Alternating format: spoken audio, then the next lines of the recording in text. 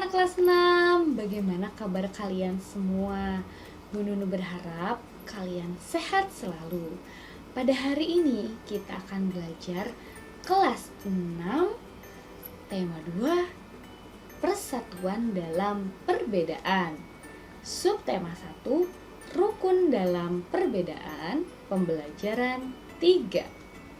Namun, sebelum kita masuk ke dalam materi, jangan lupa like, subscribe, dan nyalakan lonceng notifikasinya agar kalian tidak tertinggal video terbaru dari Bu Nunu.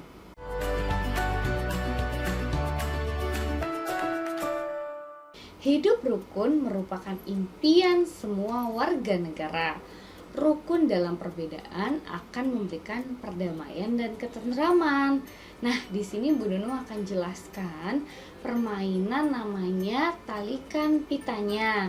Nanti kalian bisa bermain dengan teman-teman di rumah atau ketika sudah masuk sekolah bersama teman di sekolah. Nah, Bu Nunu akan jelaskan ya permainannya. Permainan talikan pitanya. Bagilah siswa menjadi 5 atau 6 kelompok. Masing-masing kelompok menempati lapangan dan berdiri di area yang telah ditentukan.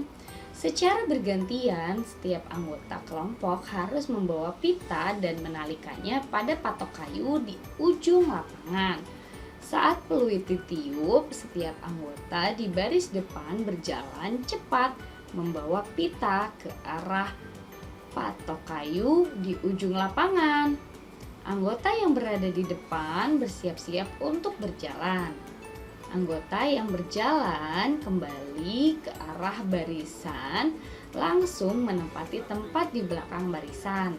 Permainan berlangsung sekitar 15 menit. Kelompok yang menang adalah mereka yang berhasil menalikan semua pita dalam waktu tercepat.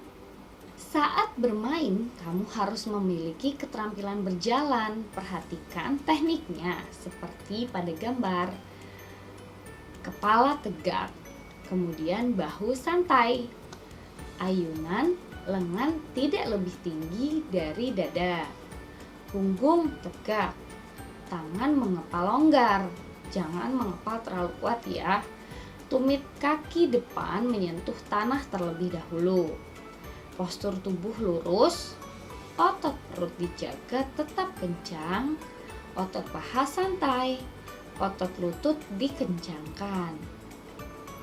Nah, itu tadi keterampilan berjalan.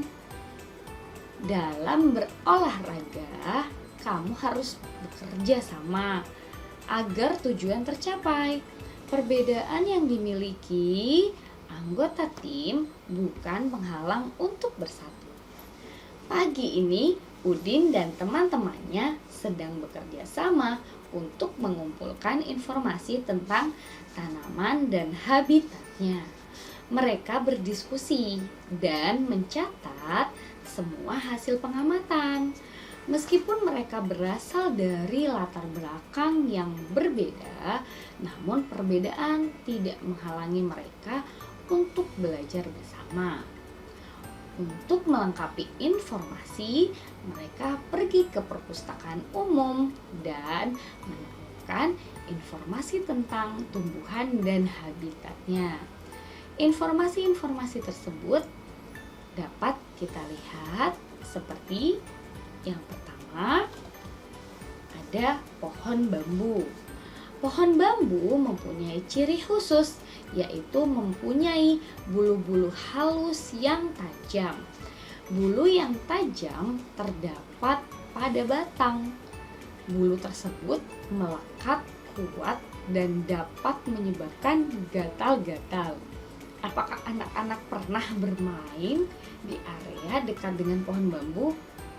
Gatal kan ya jika terkena bulu-bulu dari pohon bambu.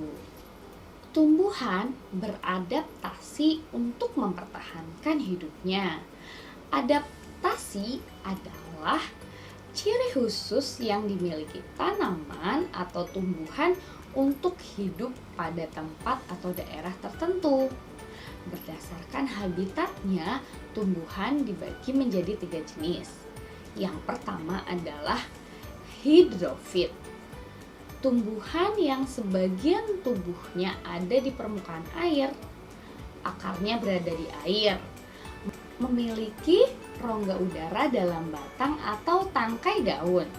Daunnya muncul di permukaan air. Contohnya adalah tanaman kangkung.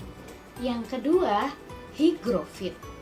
Tumbuhan yang hidup di daerah lembab. Tubuhnya terdiri atas bagian-bagian akar, batang, dan daun. Batangnya pada umumnya di dalam tanah. Daunnya yang muda umumnya melingkar atau menggulung. Contohnya adalah tanaman pakis. Yang ketiga adalah xerofit. Tumbuhan yang hidup di daerah yang kering. Tumbuhan ini memiliki daun tebal, sempit, kadang-kadang berubah bentuk menjadi bentuk duri, sisik, atau bahkan tidak mempunyai daun. Batangnya tebal dan mempunyai jaringan untuk menyimpan air. Akarnya panjang. Contohnya adalah tanaman lidah buaya. Untuk dapat bertahan hidup, tumbuhan perlu menyesuaikan diri dan melindungi diri. Bagaimana tumbuhan tersebut dapat beradaptasi dengan lingkungannya? Yuk kita bahas sama-sama.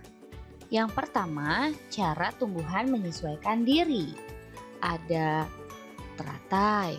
Teratai memiliki batang berongga, memiliki daun yang lebar, batangnya berada di dalam air. Putri malu. Putri malu daunnya mengatup tiba-tiba bila terkena rangsangan dari luar. Eceng gondok. Batangnya mengembung berisi rongga udara. Lidah buaya memiliki jaringan untuk menyimpan air. Pakis beradaptasi dengan lingkungan yang lembab dengan cara menggulung daunnya. Nah, yang terakhir adalah pohon jati. Pada saat kemarau menggugurkan daun yang terdapat pada tiap rantingnya. Sekarang kita amati bersama-sama yuk tumbuhan-tumbuhan yang menyesuaikan diri dengan lingkungan. Yang pertama adalah teratai. Bisa kita lihat teratai seperti ini ya. Kemudian yang kedua adalah putri malu. Yang ketiga adalah eceng gondok. Yang keempat adalah lidah buaya. Yang kelima adalah pakis. Dan yang keenam adalah pohon jati. Yang kedua, cara tumbuhan menyesuaikan diri. Nah, tumbuhan-tumbuhannya adalah sebagai berikut. Bambu. Terdapat bulu halus pada batangnya. Nangka memiliki getah yang lengket dan terdapat duri pada buahnya. Mawar memiliki duri pada batangnya. Kelapa memiliki kulit atau batok yang keras. Gadung melindungi diri dengan cara memproduksi racun. Singkong karet melindungi diri dengan cara memproduksi racun juga. Nah, itu tadi tumbuhan-tumbuhan yang menyesuaikan diri dengan lingkungannya. Sekarang kita lihat tumbuhan-tumbuhan tersebut dalam bentuk gambar yuk.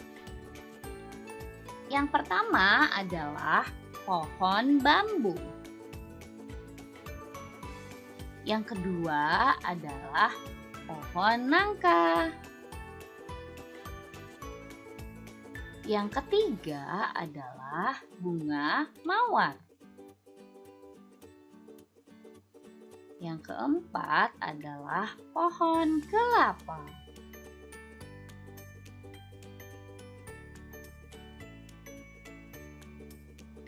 Yang kelima, pohon gadung. Yang keenam dan yang terakhir nih, pohon singkong racun. Nah, Bu Nunu akan menyiapkan teks bacaan tentang proklamasi. Nanti Bu Nunu akan berikan waktu, silahkan kalian baca di dalam hati ya. Teksnya adalah seperti ini.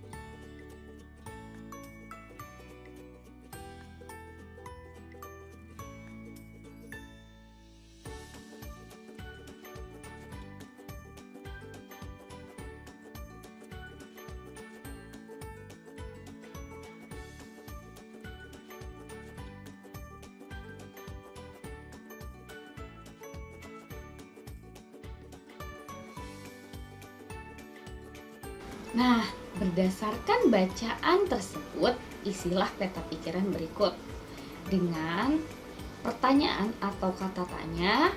Apa itu biasanya untuk menanyakan hewan atau benda.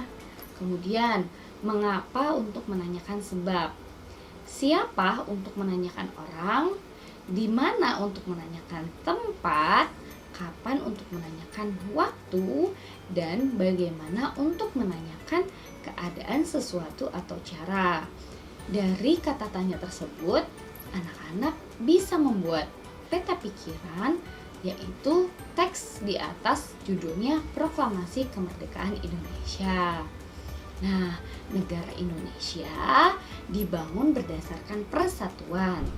Seluruh generasi bahu-membahu membangun bangsa Indonesia yang bebas dari negara penjajah.